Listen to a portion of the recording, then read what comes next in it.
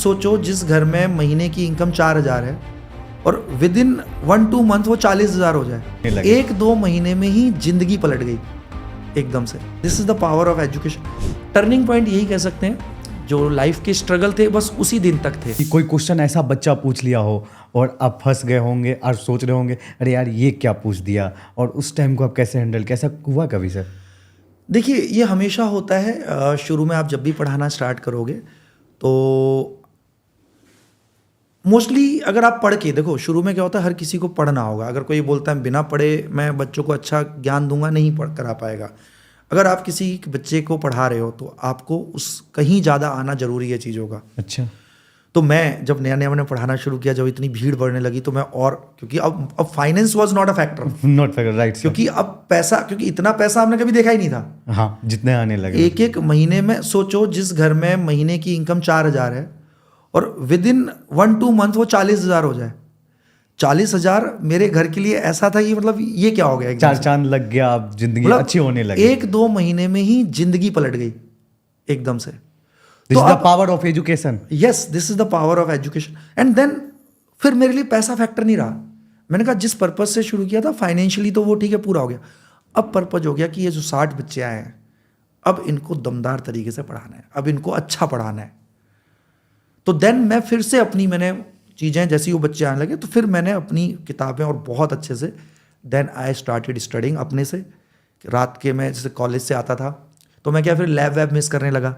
अच्छा। क्योंकि मैं कोचिंग में वहाँ पे शुरू करता 6 बजे से, मैंने टाइम दे रखा था। अच्छा। तो मैं लैब वैब मिस करके 6 बजे घर पहुँचने का कोशिश करता था कॉलेज से। अच्छा। 6 बजे पहुँचता था, 6 से 9 बजे तक मैं पढ़ाता था बच्चों को, खाना खाता था। उसके बाद फिर मैं अपनी कॉलेज के कुछ भी प्रोजेक्ट असाइनमेंट जो मिलते हैं वो देखता था, और रात को सोने से पहले मैं पढ़ के सोता था।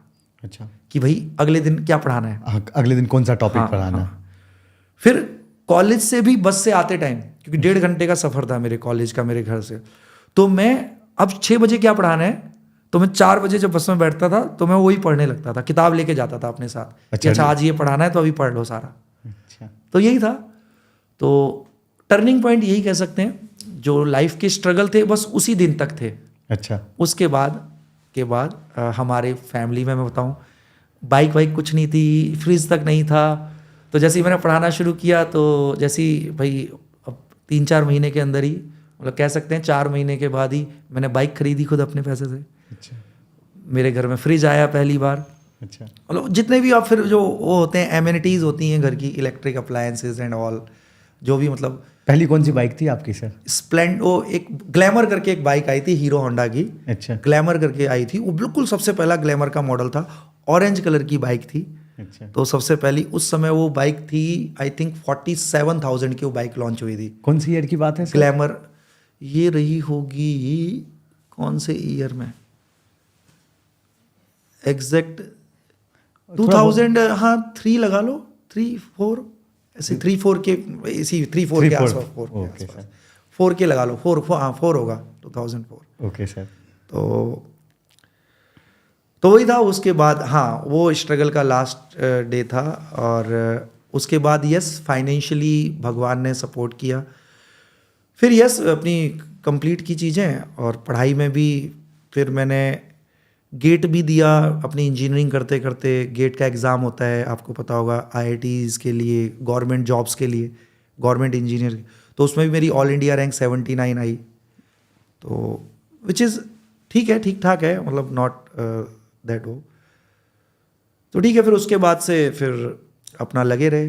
फिर टीचिंग में ऐसा वो बना, तो मुझे लगा कि यही अब मेरा करियर होगा। सर अपना इंडिविजुअल से सर आप कॉर्पोरेट में कब ज्वाइन किया और कौन सा इंस्टीट्यूट ज्वाइन? वो तो फिर इंजीनियरिंग के बाद फिर मैं कोचिंग इंडस्ट्री में, फिर as a corporate coaching industry में, फिर मैंने एज अ ज्वाइन, फिर मैंने अपने बीटेक के जस्ट बाद मैंने ज्वाइन किया था। अच्छा, कौन सा कोचिंग था वो sir? I started with brilliant tutorials करके होता था। ये जो पुराने लोग हैं उनको पता होगा। अच्छा। पहले इंडिया में 2 ही नेशनल लेवल ब्रांड थे। एक ब्रिलियंट ट्यूटोरियल्स होता था, चेन्नई इसका हेड ऑफिस था, मद्रास जिसको पहले बोलते थे, एंड फिर जी, यही 2 नेशनल लेवल ब्रांड हुआ करते थे। तो I started my career with brilliant Tutorials. Okay sir. हाँ सर, आपने इंडिविजुअल को क्यों छोड़ा सर, कॉर्पोरेट में क्यों आया सर? नहीं, फिर एक्चुअली क्या था कि जैसे मैंने फर्स्ट ईयर में पढ़ाना शुरू किया तो सेकंड ईयर थर्ड ईयर तक मैं करने लगा। बट फोर्थ ईयर में हमारा एक बीटेक में हमेशा एक मेजर प्रोजेक्ट होता है। Okay sir. तो उसके लिए मेरे को डाबर में मैंने मेजर प्रोजेक्ट किया था, डाबर रिसर्च फाउंडेशन में। Okay sir. तो उसके लिए मुझे जाना पड़ा घर से दूर। अच्छा। तो फिर वहाँ पे मेरे को अपना जो घर पे चल रहा था वो बंद, बट तब तक इतने पैसे मतलब कर लिए थे जोड़ जाड़ के कि अब सर्वाइवल की टेंशन थी नहीं। टेंशन थी ज़्यादा। नहीं। हाँ हाँ। तो देन आए मतलब फिर मैंने बच्चों को बोला बेटा अब मेरे को अपनी इंजीनियरिंग कंप्लीट तो मेजर प्रोजेक्ट के लिए जाना होगा। अच्छा। तो 6 महीने का मेजर प्रोजेक्ट होता है।